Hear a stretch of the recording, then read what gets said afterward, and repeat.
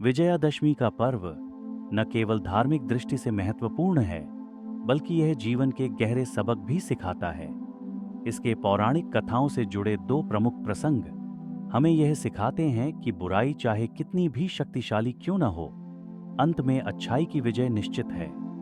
भगवान राम और रावण की कथा। भगवान राम की कथा हमें संघर्ष, धैर्य और सत्य के मार्ग पर चलने की प्रेरणा देती है। रावण, लंका का राजा, अहंकार और शक्ति के मद में चूर था। उसने माता सीता का अपहरण कर लिया, जिससे भगवान राम के जीवन में एक बड़ा मोड़ आया। राम ने माता दुर्गा की आराधना की और कठिन तप किया। यह हमें यह सिखाता है कि सच्ची भक्ति और दृढ़ संकल्प से किसी भी बाधा को पार किया जा सकता है।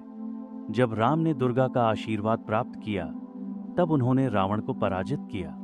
यह घटना यह दर्शाती है कि ईश्वर की कृपा से कोई भी कठिनाई दूर की जा सकती है।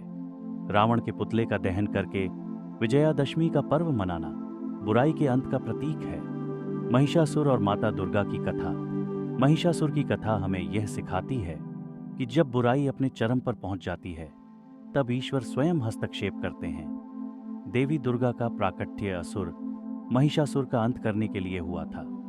उनका 10 हाथों में विभिन्न शस्त्र धारण करना और महिषासुर से 9 दिन तक लड़ाई करना हमें यह सिखाता है कि सच्ची शक्ति और साहस से बुराई को हराया जा सकता है।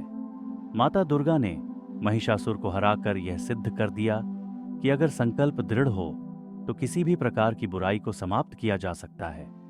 विजयादशमी का यह पर्व हमें सिखाता है कि अंततः सत्य और धर्म की जीत होती है, और यह हमारी जिम्मेदारी है कि हम अपने जीवन में सत्य और धर्म के मार्ग पर चलें।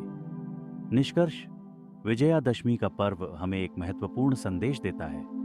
बुराई का अंत निश्चित है। हम केवल बुराई के प्रतीक रावण या महिषासुर का दहन नहीं करते, बल्कि अपने अंदर की बुराइयों को भी समाप्त करने का संकल्प लेते हैं।